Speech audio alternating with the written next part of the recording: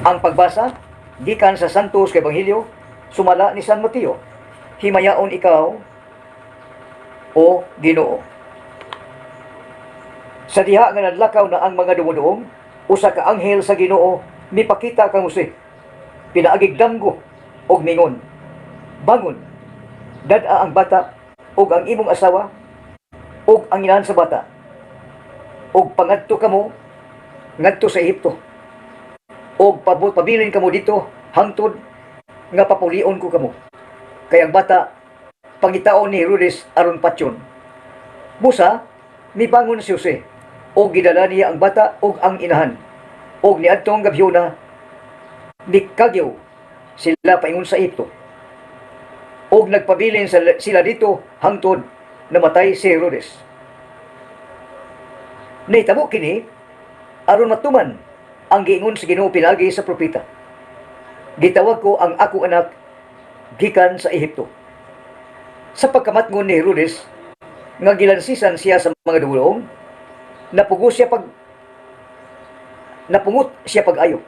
Unya misugo siya nga pamatyon ang tanang bata nga mga lalaki dito sa Bethlehem og sa kasikbit nga mga dapit. Ang mga bata nagpunigon gikan sa duha ka tuig ngadto sa ubos, sumala sa iyang nahibuluan gikan sa mga dugong nga may panahon sa pagsubang sa bituon. Yan ang pagiha natuman gayud ang giingon ni propeta Jeremias. May tingog nga nabati gikan sa Rama, tiyabaw sa mapait nga pagminatay o paghilak. Naghilak si Raquel tungod sa iyang mga anak. Nagbakho siya o walay makaupay kaniya kay patay.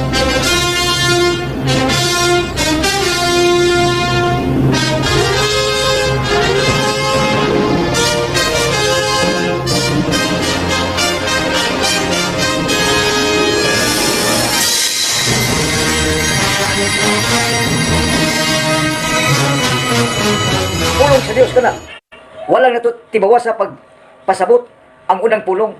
Apan ang Ginoo nakigsulti kanimo nga mensahe ba, ang message, ang pulong. Gitumong diya kanimo nagpaminaw, nagtanaw, nag-online, nag-view nga ikaw sugod karon nahiusa sa Dios. Ang taong mahiusa sa Dios nagpuyo sa kahayag. Unsa may kahayag? Ang kahayag mismo mo ang Dios. Ang kahayag mismo ang di makita nga panagway kahayag ang Dios. Pulong sa Dios anong pagbasa. Unya, kung anak ka sa kahayag, wala ka magpuyo sa kangitngit. Ang nagpuyo sa kangitngit o nagpadayon sa kangitngit nga wa magpuyo sa kahayag, wag yun mahiusa sa Dios. Ang nahiusa sa Dios, ang Ginoo katong nagpuyo sa kahayag. Ang pulong sa Ginoo, ang iyang anak gisangyaw namo kaninyo, mao kini ang Dios kahayag o diya kaniya walay kangitngit. Kung miingon kita nga niusa na kita sa Dios at panagpuyo gihapon sa kangitngit na makakita o wa kita magkinabuhi suma sa kamatuoran. Unsa may kamatuoran? Ang Dios. Asa ka man miusa sa Dios. Kinsa Dios ang kahayag. Kung naa ka sa kangitngit, kung miingon ka nagpadayon ka pagpuyo sa kangitngit, wa ka magpuyo sa kahayag nga mao ang kamatuoran. Pulong sa Dios atong nabati. Nga sa ato pa ikaw karon nagpuyo ka man sa kahayag, naiusa ka sa Dios, ang kahayag mo ang Dios. O mao ang kamatuoran, mao kini ang mensahe, ang pulong sa Dios. Unsay mo itubag na minaw tan-aw karon sa mga pulong sa Dios? Ang itubag sa tao, ang atong kalag nakaligawas ingon og langgam gikan sa litag sa mga gayam. Nakaligawas ang imong kalag kay nagpuyo ka man sa kahayag. Wa na ka man sa kahitngit. Makakumlan tao kung moingon sa likway kalimtan kay gugma sa Ginoo, ang kahayag sa Ginoo, ang pulong nga mao ang Dios, mao mensahe karon kanimo nga nagtan-aw. Daghang salamat, nagtan-aw na minaw, nagpuyo sa kahayag. Ikaw naa sa gitawag og kahayag, naa ka sa kamatuoran. Nakalingkawas ka na. Mulang kung naa ka sa kahayag, wa ka magpuyo sa kahit o gipiyaan nimo ang sala mangitngit. Magpuyo ka sa kahayag, naa kanimo ang Dios, naiusa ka Dios sa Dios. Munang nakalingkawas ka sama sa langgam nga nakalingkawas sa litag sa mga manggayam. Giluwas ka sa Ginoo, sa ang Ginoo ang kahayag, ang Ginoo ang pulong, ang Ginoo maong kamatuoran. Mao ka na ang ebanghelyo karong adlaw. Ang unsa may ebanghelyo? Magsugod gayud sa imong pagkagamay hangtod mo dako, mo lambo, mo lipang, mo gamay. Unsa may ebanghelyo karong adlaw? Adlaw karon sa mga inosentes, mga batang gagmay gipamatay. Kinsa nagpatay? Aron gimasabtan kung kinsa nagpapatay sa mga bata, mga inosente, nganong gitawag mga inosente, mga batang gipamatay nga way kalibutan kung unsay ilang gipakamatyan, kung kinsa nagpatay. Sa ebanghelyo karong adlaw nagsulti kanimo, nagtudlo kanimo, kay ikaw naminaw ka man sa online, sa nagtan-aw ka man. Ang Ginoo pinaagi sa usa ka anghel ug sa damgo ni San Jose, ang amahan sa bata nga diha sa Bethlehem. Ang bata wa mataw diha sa mansyon, mga nindot nga balay, nataw sa labing hugaw, pait, labing ubos nga dapit, Pinoy-anan, imnanan, kananan sa mga hayop. Ug dito ang bata giputos lamang og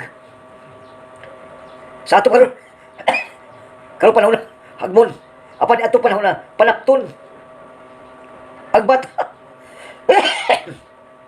nahimugso, nagpakataw diha sa pasungan, hugaw nga dapit, imnanan, kananan sa mga hayop.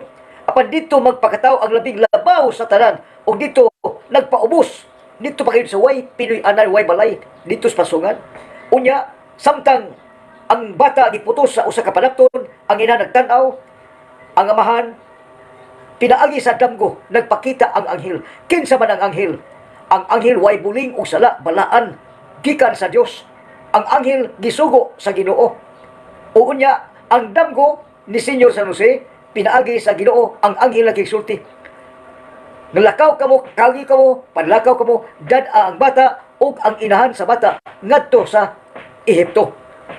Karon kayo dayon, ug nianang gabi una, pagkamat ko ni Senyor San Jose, nga murag damo pa tinuod kadtong nitabo, iyang gidala ang bata o ang inahan, mikagyo paingon ngadto sa Ehipto. Ug ingon ang anghel sa Ginoo, hangtod ingon ako nga, muingon ang anghel nga, pabalikon kamo. Balik. Ug unya dito kamo sa Ehipto magpabilin hangtod sa kamatayon ni Herodes. Kinsa man si Herodes, muni ang nagsugo pagpamatay, kay nagtuo man siya nga gibakakan siya sa mga dumuduong hari sa tanang gingharian sa tanang kanasuran. Siya may hari nga sa ato pagkalbano, pila ka lungsod, pila ka barangay ang iyang gisakupan, muna kingharian, pila ka nasod, daghang salamat, pila ka nasod, pila ka lumulupyo, pila ka katawhan, mao kana ang gingharian sakop ni Herodes. O kay nagtuo man si Hari Herodes na itong unang panahon, nga gibakakan siya, gilingdan siya sa mga dumuduong. Dumuduong, dili taga iyang gingharian. Apan misubay sila sa kahayag sa bituon, hangtod nakita nila dito sa dumuduong ang bata nga naghigda, nahimugso. Og ingo lang nakalakaw ang dumuduong, gipadamgo si Senyor San Jose. O ang bata ipalayo, da ang inahan, kagyaw ngadto sa ito, hangtod mamatay si Hari Herodes. O kay nagtuman si Hari Herodes nga gibakakan siya, gilimdan siya sa dumuduong, aduna siya kasuguan sa tanang lumulupyo nga pamatyon ang tanang mga batang lalaki gikan sa paligon nga duha ka tuig paubos. Unya kay ang batang nga si Ginoong Hesus nahimugso man, bag-o nahimugso, gikagyo ang bata. Ang bata gipapatay, ang mga batang lalaki gipapatay kayo huwis ni kutsilyo. Kay nahadlok man si Hari Herodes nga adunay hari nga mopuli sa iyang lingkuranan. Nahadlok siya, gumikan sa kahadlok nga dunay mapuli, iyang gipamatay ang tanang mga lalaking mga bata nagpuligon og 2 anyos paubos. O nakapuyo na sa Ehipto ang amahan o inahan og lakip lang Ginoong Jesucristo. Gipamatay ang bata og hangtod mibalik sila ngadto dito magpuyo. Namatay naman si Herodes, mibiya sila sa Ehipto. Mao nay ang bata ni dako ni tubo nalikay sa pagpamatay sa mga batang inosente. O karong adlaw, Disyembre 28, mga inosente. Daghang salamat. Disyembre 28, mao karon ng kapistahan sa mga inosente, mga bata nga gipamatay, nagpanigon 2 ka tuig paubos, og nakaipsot, nakaikyas ang atong Ginoo manunubos, og dito papuy sa Ehipto hangtod sa miabot ang kamatayon ni Herodes. Nganong gipamatay man ni Herodes ang mga bata, gumikan sa iyang garbo, nahadlok na balaka nga pulihan siya sa iyang pagkahari. Kaya doon may nimugso ang batang hari, manunubos, mutubos. O ang bata nga si Jesus dito na magpuyo sa ito. O karong adlaw, dito sa usa ka dapit nga gitawag og Rama, Usa ka babae nga inahan nga motubag sa ngang rakil, naghilak, nagminatay, nagpakho, gumikan kay dili malalim sa usa ka inahan nga mawagtangan og anak nga inosente. Namatay ang iyang mga anak, naghilak siya, nagminatay, ug way makahupay sa iyang paghilak. Hilak dangoy-ngoy sa inahan. Karong panahon na, ang hilak ug dangoy-ngoy sa inahan angay nga batunan sa paghigugma sa mga bana sa matag silingan. Ang hilak, ang dangoy-ngoy nga way makahupay. Nganong namatay ang iyang anak nga way mga sala, mga inosente. Nabiktima ang anak ni Raquel, nihilak siya, nagminatay, nagpakho, ug way makahupay ni bisan kinsa. Mulang hangtod karon, kung makabati kag hilak sa babae, hilak, pakho sa babae, maluoy ka. Ingon niya na ang kadako sa gugma sa Ginoo. Kadako sa gugma ug kaluoy sa katawhan. Ang bata nga nakaikyas gikan sa pagpamatay sa usa ka hari nga taas kay garbo nga napadaka, naingawa nga hulipan siya sa iyang pagkahari. O kay ang bata nga si Jesus dito naman magpuyo sa iyang inahan, nitubo ni dako ug puno sa kaalam kay balo ug puno sa pag-ila diya sa pagtuo, giatiman pag-ayo, gitahod pag-ayo ug gihatagag bili sa inahan ang iyang anak. Hangtod mitubo ug midako ug mipili og mga tawo, 12 iyang gipili ug iyang gitun-an sa iyang mga binuhatan, gitun-an sa iyang silutihan, ang tanan kutob sa musulod kaniya. Ang musulod kaniya mahimong iyang tinun-an, mahimong musulod kaniya. Mao kini karon ang mga bata nga inosente nangamatay apan nahimong mga santo, mga martir. Apan ang mga inahan nagbakho, naghilak, ang mamahan maluoy may gugma sa tanang babae nga dili panamastamasan, dili bugal-bugalan, dili panlugusan ang babae, angay kaluy-an, ang ampingan, tahunon, hatang bili ang babae, kay babae larawan sa imong pagkainahan. Hilak sa inahan, dangoy-ngoy sa inahan. Adlaw sa mga inosente, ang mga bata mo nang hangtod karon, waon tay mga inahan babae nga magpakuha, magpakumot, magpaabot, aron magpapilit. Nalimpyo silang tanahon, apan hugaw ang kasing-kasing. Dili usab ang pulma sa ilang lawas, apan hugaw ang kasing-kasing. Muna ang kalibutan. Ang kalibutan karon murag tinuod apan dili, murag tama apan wrong di ay. Apan ikaw babae, giampingan ka ba, gitahod ka ba, o gihatagan ka magbili sa mga lalaki karong panahon na. Unsay nitabo sa babae nga naghilak lang minatay, gumikan sa inosente nga mga bata nga gipaabot, gipamatay, kag may pagbata. Munang in fairness ang Ginoo nakigsulti sa tanang babae sa kalibutan. Aron di ka mo hilak, di ka mo pakho, di ka mo laguyo sa tago sa hilong, kalipay, katawa, kung ikaw bugal-bugalan, pantuson, o dili kay magpaabot, magpakuha sa mga batang inosente. Ayaw pagpakumot, ayaw pagpaabot, ayaw pagpamatay og bata, inosente, buhiya ka na kay bata, sa imong sabakan, gasa ka na sa kinabuhi, o hindi kay himugso sa bata, mahimo ka ng grasya. Ang bata, mahimong tao, ang pulong mahimong tao, o mahimong grasya, o hangtod karon ang grasya. Kung ikaw mahiusa sa kahayag, mahimo kang grasya. Nahiusa ka sa Ginoo, makikuman-uman ka sa Ginoo, kay Ginoo kahayag, ang kamatuoran, ang dalan, ang kinabuhi. Siya ang mensahe, ang pulong Diyos.